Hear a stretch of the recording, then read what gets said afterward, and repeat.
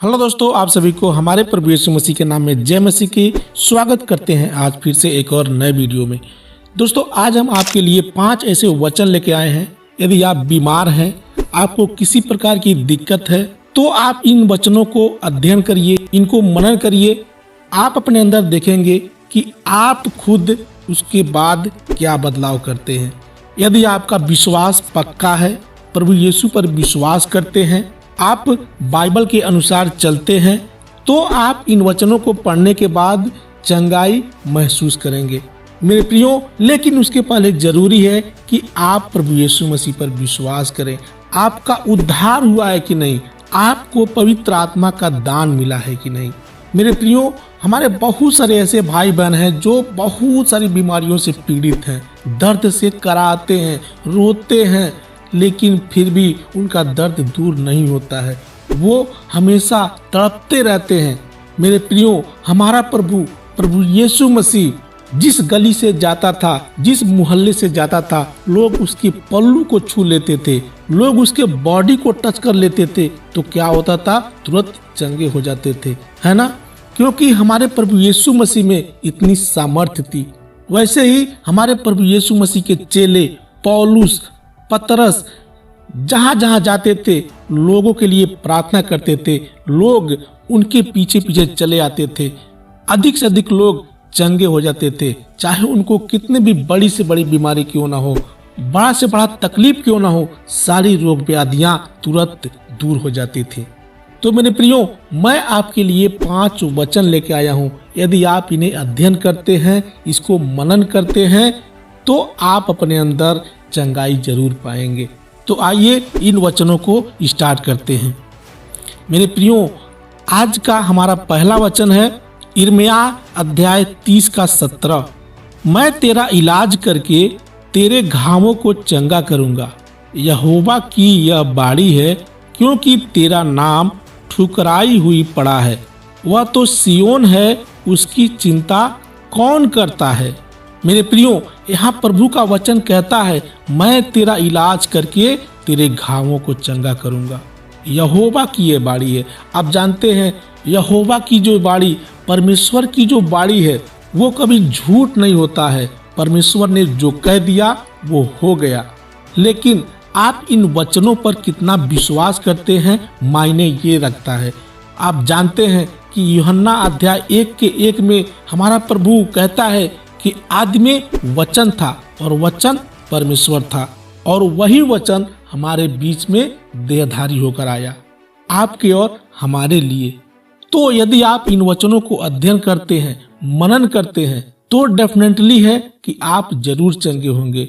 मेरे प्रियो, आइए अब दूसरे वचन की ओर बढ़ते हैं। दूसरा वचन है यिर्मयाह अध्याय 17 का 14। हे यहोवा, मुझे चंगा कर, तब मैं चंगा हो जाऊंगा, मुझे बचा, तब मैं बच जाऊंगा, क्योंकि मैं तेरी ही स्तुति करता हूँ। यहाँ यिर्मयाह क्या लिखते हैं कि हे यहोवा, मुझे चंगा कर, तब मैं चंगा हो जाऊंगा। मेरे प्रियो, आपको भी इसी तरीके से प्रार्थना करना है और प्रभु के इन वचनों को मनन करना है, अध्ययन करना है। दूसरी बात मैं ये बताना चाहता हूँ कि हमारे बहुत सारे भाई बहन वचन को लेकर भावना में आ जाते हैं, यानी कुछ ज्यादा सीरियस हो जाते हैं। तो हमें ज्यादा सीरियस नहीं होना है। हमें इन वचनों को शांति पूर्वक अध्ययन करना है, और जैसे एक बेटा अपने पिता से मांगता है, वैसे ही हमें भी अपने पिता से मांगना है। ठीक है ना? तो यहाँ वचन क्या कहता है कि हे यहोवा, मुझे चंगा कर।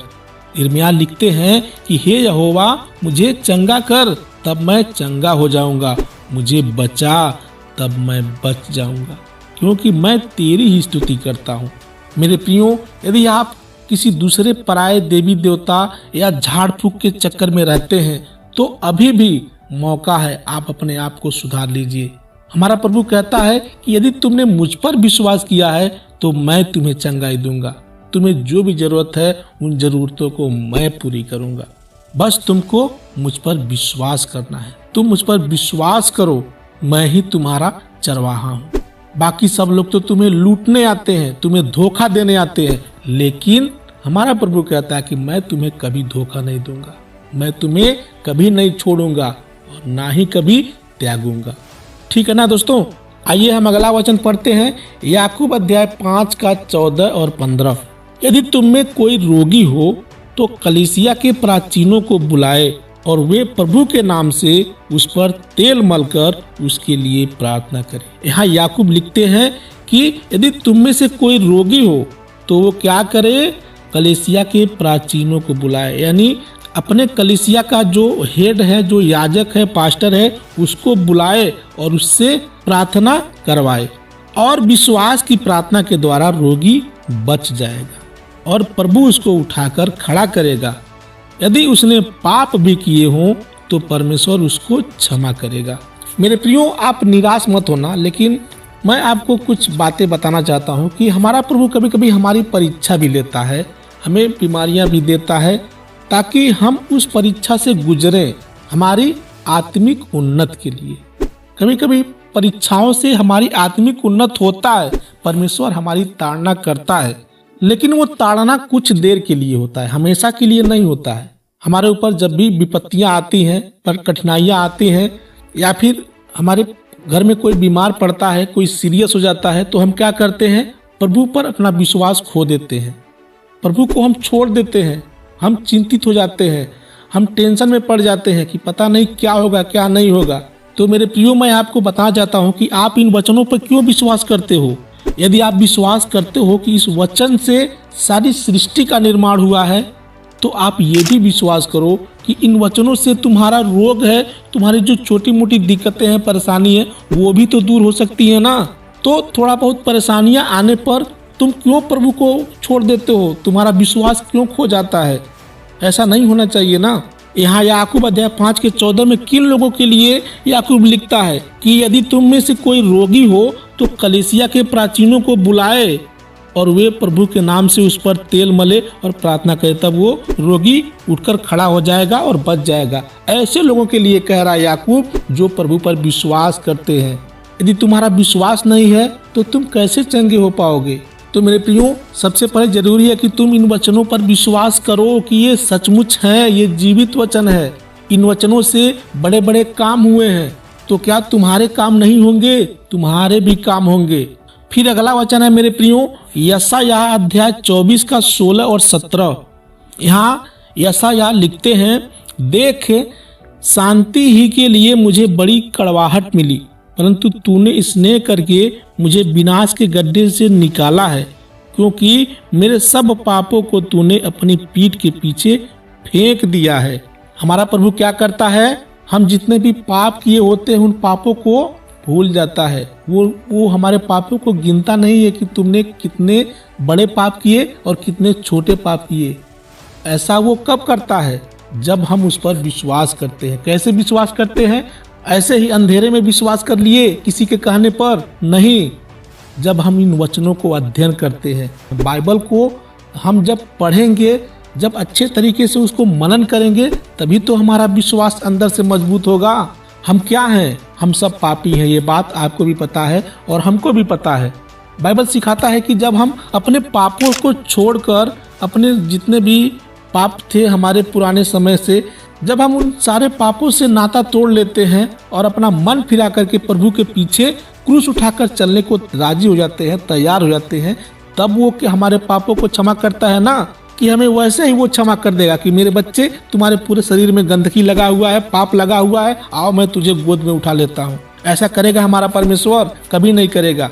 जब हम उस गंदगी को साफ करेंगे अपने शरीर से, उस गंदगी से नहा धोकर निकलेंगे, तभी तो हमारा परमेश्वर अपनाएगा, हमें गोद में उठाएगा एक अच्छे पिता की तरह। तो यहाँ यशायाह भविष्यवक्ता क्या लिखते हैं, देख शांति ही के लिए मुझे बड़ी कड़वाहट मिली, परंतु तूने स्नेह करके मुझे विनाश के गड्ढे से निकाला। यानी प्रभु ने हम पर रहम किया, हमसे प्यार किया।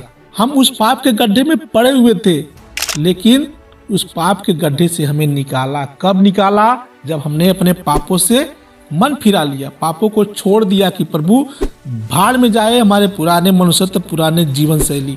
मैं आज के बाद तेरा हो गया, तू हमारा पिता है। ठीक है ना। अब अगला वचन है मेरे प्रियो, यशायाह अध्याय 53 का 4 और 5। यहाँ यशायाह लिखते हैं, निश्चय उसने हमारे रोगों को सह लिया और हमारे ही दुखों को उठा लिया, तो भी हमने उसे परमेश्वर का मारा कूटा और दुर्दशा में पड़ा हुआ समझा।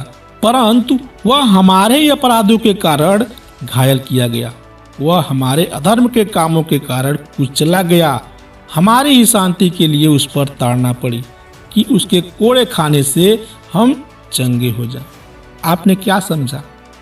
ये आज के हजारों साल पहले की भविष्यवाणी है जो यशायाह लिखते हैं और उस भविष्यवाणी को आकर प्रभु यीशु मसीह पूरा करते हैं। ठीक है ना? प्रभु यीशु मसीह आया और हमारे सारे रोगों को क्रूस पर सह लिया। फिर भी हमें विश्वास नहीं होता है कि पता नहीं यीशु मसीह कौन है, यीशु मसीह ने क्रूस पर अपना बलिदान दिया कि नहीं दिया, सजा सहा कि नहीं सहा। हमें जो है संदेह होता है, हम कभी कभी टेंशन में पड़ जाते हैं कि पता नहीं यीशु मसीह परमेश्वर है कि नहीं है, हम उसके लिए इतना दुख कष्ट क्यों उठाएं, है ना? लेकिन आपको ऐसा नहीं करना है मेरे प्रियो। इसीलिए मैं कहता हूँ आप लोगों से कि आप बाइबल को पढ़िए, बाइबल की जो भविष्यवाणियाँ उनको पढ़िए, बहुत सारे ऐसे ऐतिहासिक किताब है उनको पढ़िए। जब आप उनको पढ़ेंगे, उनको अध्ययन करेंगे, तब आपका विश्वास मजबूत होगा, अंदर से मजबूत होगा। जो कहते हैं ना चट्टान की तरह विश्वास, तब आपका विश्वास चट्टान की तरह मजबूत होगा।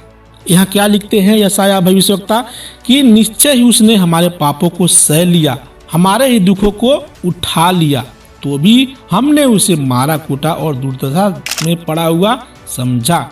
मेरे प्रियो, अब हो सकता है मेरी जो ये बातें हैं जो मैं बोल रहा हूँ, जो नए विश्वासी हो वो मेरी बातों को ना समझ पाए, लेकिन मैं उनसे क्षमा चाहता हूँ। लेकिन मैं उनको बताना चाहता हूँ, भाई आप मुझे माफ़ करना। देखिए, बाइबल ऐसा कभी भी नहीं कहता है कि जो मतलब प्रभु यीशु मसीह में नया नया आया और कुछ दिनों में वो चाहता है कि मैं चंगा हो जाऊँ, ये हो जाऊँ।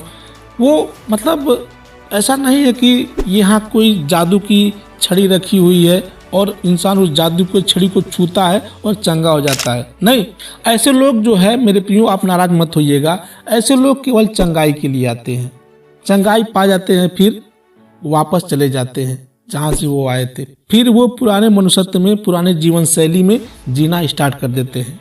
आपको ऐसा नहीं करना है मेरे प्रियो। मैं आपसे निवेदन करता हूँ, हमारा प्रभु यीशु मसीह ने आप ही के लिए दुख उठाया, आप ही के लिए अपना बलिदान दिया, ताकि आप जो है शारीरिक रूप से तो चंगे होंगे ही, लेकिन मेन उद्देश्य है कि आप आत्मिक रूप से चंगे होने पाए। यदि आपका आत्मा चंगा होगा, आपको पवित्र आत्मा का दान मिलेगा, पवित्र आत्मा का वरदान मिलेगा, तो आपका जितना भी बड़ा से बड़ा रोग हो, कष्ट हो, वो सारे रोग दूर हो जाएंगे। दुनिया में कोई ऐसा रोग नहीं है जो प्रभु यीशु मसीह को हरा सके।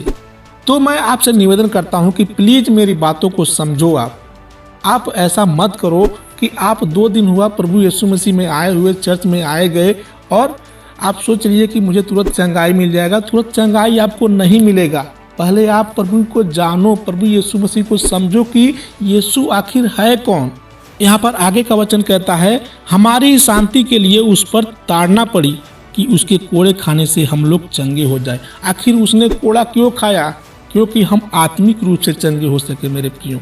हमारे जो आत्मा में जो मैल है, जो बुराई है, जो पाप है, वो दूर हो सके। यदि हमारा आत्मा ठीक ठाक रहेगा तो हमारा शरीर खुद व खुद चंगा हो जाएगा। तो मेरे प्रियो, इस छोटी सी बात को मैं इस वीडियो के द्वारा बताना चाहता था। आशा करता हूँ कि ये वीडियो आपको अच्छा लगा होगा। यदि अच्छा लगा हो तो अपने भाइयों में, दोस्तों में इस वीडियो को शेयर करें और प्रभु यीशु मसीह का सुसमाचार लोगों को बताने में मदद करें। मिलते हैं फिर अगले वीडियो में, तब तक के लिए आप सभी को जय मसीह की।